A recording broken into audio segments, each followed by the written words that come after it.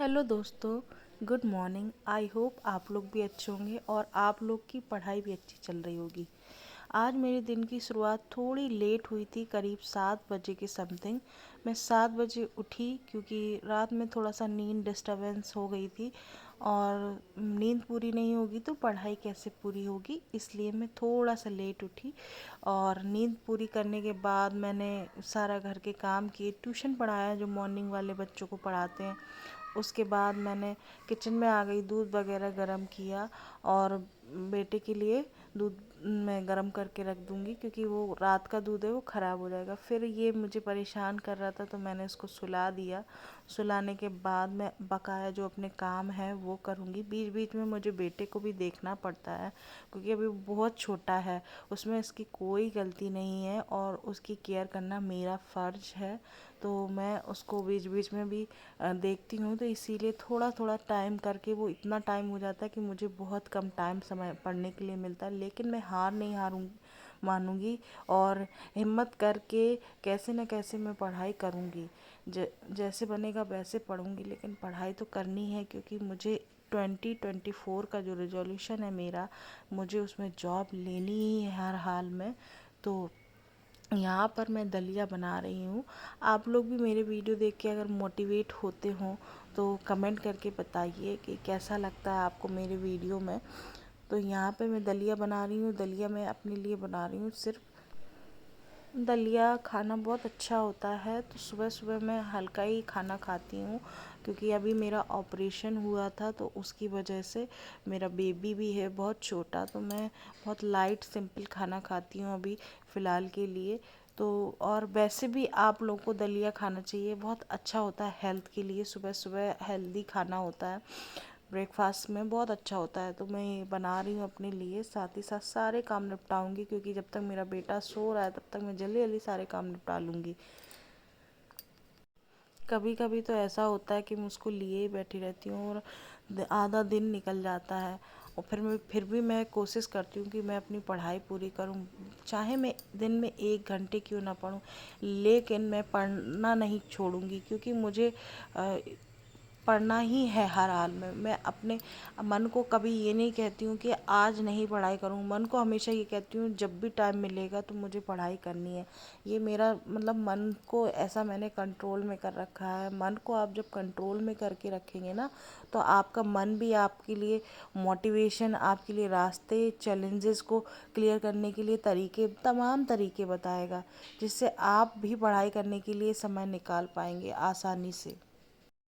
हर दिन इतना थकान हो जाती है कि पढ़ाई करने का मन नहीं करता है, लेकिन पढ़ना तो पड़ेगा ही, कितनी भी थकान हो जाए मेहनत तो करनी ही पड़ेगी। वैसे ये मेरा डिलीवरी के बाद रिकवरी पीरियड चल रहा है, लेकिन मुझे पढ़ाई भी करनी है क्योंकि ये जो अपॉर्चुनिटी मिली है बीपीएससी 3.0 की, ये क्या पता आगे चल के मिले या ना मिले। इसीलिए मैं अपॉर्चुनिटियों को खोना नहीं चाहती हूँ, उनमें अपनी मेहनत करके उनमें सफल होना चाहती हूँ। तो इसीलिए मैं कंटिन्यूसली मेहनत कर रही हूँ, कहीं ना कहीं मुझे सफलता तो ज़रूर मिलेगी। इतने सारे काम हो जाते हैं घर में, छोटे छोटे काम, उनको निपटाते निपटाते बहुत थकान हो जाती है। तो मेरा मन कहता है कि आज रेस्ट कर लेती हूँ, लेकिन मैं अपने मन को समझा लेती हूँ कि रेस्ट नहीं करना है। रेस्ट करने से आप एक दिन रेस्ट करेंगे तो अगले दिन आपका रूटीन वही हो जाएगा। इसीलिए डेली मैं सारे काम निपटाने के बाद, नहाने धोने के बाद, कितनी भी प्रॉब्लम्स आए, मैं बैठ ही जाती हूँ किताबें लेके क्योंकि पढ़ने से ही मेरा उद्धार होगा। मेरा ही जीवन में जो भी मुझे एम है, जो अचीव करना है, वो हासिल कर पाऊँगी।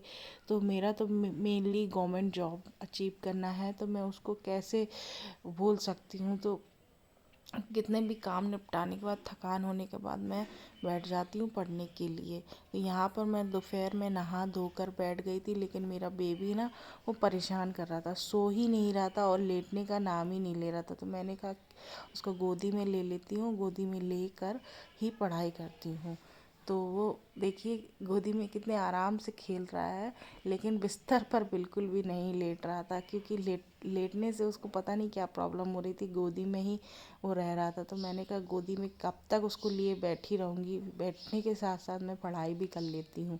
तो उसको मैंने गोदी में ले लिया और बैठ गई पढ़ाई करने के लिए। अक्सर लोग सफलता पाने के लिए ना रास्ते तो बना लेते हैं, नियम, रूल रेगुलेशन, टाइम टेबल सब बना लेते हैं, लेकिन जब रास्ते में ना कुछ समस्याएं आती हैं, बहुत सारे प्रॉब्लम्स क्रिएट होते हैं, तो सफलता पाने के बीच में ही रास्ता को छोड़ देते हैं, क्योंकि उनके पास समस्या को कैसे सुलझाया जाए या उसका क्या समाधान है, इसके बारे में ना सोचकर वो उसको छोड़ना ज़्यादा अच्छा समझते हैं। तो हमेशा दिमाग हमेशा ऐसे चीज़ को सोचता है जिसमें उसको कम काम करना पड़े, कम बर्डन मिले, उसको ज़्यादा स्ट्रेस ना लेना पड़े। तो दिमाग को हमें इस तरीके से कंट्रोल में करना है कि हमारा दिमाग उस समस्या का सॉल्यूशन ढूंढ पाए और हम फिर से कंटिन्यूटी अपनी पढ़ाई में कर पाएँ। समस्याओं से लड़ना दिमाग को अच्छा नहीं लगता, लेकिन हमें दिमाग को इस तरीके से कंट्रोल में करना है कि दिमाग ऑटोमेटिकली समस्याओं से लड़कर हमें अपने पढ़ने के लिए मोटिवेट कर सके, उसे हमें अचीव करने के लिए, आगे बढ़ाने के लिए अपने आप रास्ताओं को खोज दे। तो यही हमें करना है, ना कि आपको समस्याओं से उलझना है और ना ही निगेटिविटी को दिमाग में घर करने देना है। तो इस तरीके से आप पढ़ाई करेंगे तो ऑटोमेटिकली आप सक्सेस हो जाएंगे। कहीं ना कहीं आप धीरे धीरे ही, लेकिन सक्सेस ज़रूर होंगे एक ना दिन। आपकी मेहनत बेकार नहीं जाएगी। आप दुनिया में उलझकर अपने सपनों को भूल जाते हैं। दुनिया की जो भी अच्छी चीज़ें दिखती हैं, आपको अट्रैक्ट करती हैं, उनमें सपनों को भूल जाते हैं। दुनिया आपको परेशान करिए, आपसे ही कहेगी आप कुछ नहीं कर पाए हैं, आपको गिराने की कोशिश करेगी हमेशा, और आप उस रास्ते पे भटकने की कोशिश करेंगे जहाँ पे आपको आसानी से कुछ चीज़ें मिल जाएं। लेकिन जो मेहनत करने के बाद आपको जो सफलता मिलती है, तो मन को जो तसल्ली मिलेगी वो कुछ किसी को आप बयां नहीं कर पाएंगे। इसीलिए हमेशा संघर्ष करके जो चीज़ प्राप्त होती है तो उसकी वैल्यू ही अलग होती है, चाहे कुछ भी हो जाए। आप खुद पर विश्वास रखोगे ना, खुद की उम्मीदों पे खरा उतरोगे, मेहनत करते रहोगे, तो कहीं ना कहीं आप खुद में ही अपने आप को बेहतर देख पाओगे कि आप अपने जीवन में कितना भी दुनिया का प्रेशर है, कितनी भी परेशानियां हैं, उलझन है, फिर भी आप सफलता होने की, जो सक्सेस होने का रास्ता है ना, उस पे ही चल रहे हैं।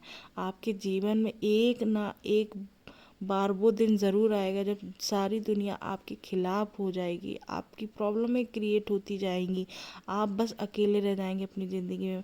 लेकिन मेहनत की जंग लड़ते लड़ते इस दौर से ही बहुत कम लोग कुछ सीख पाते हैं। वो दिन नहीं आने देते, चाहे कुछ भी हो जाए, अपनी हद पार कर जाते हैं, और आप सारी हद पार करके ही सक्सेस पा सकते हैं, क्योंकि उनमें कुछ करने की काबिलियत होती है। अगर आप अपनी हद पार कर देंगे तो हद पार करना मतलब अपनी जो भी कैपेबिलिटी है उससे ज़्यादा आपको काम करना है, कैसे भी काम करके आपको पढ़ाई करना है, जल्दी जल्दी रूटीन से डिसिप्लिन में काम करके आपको आगे बढ़ना है।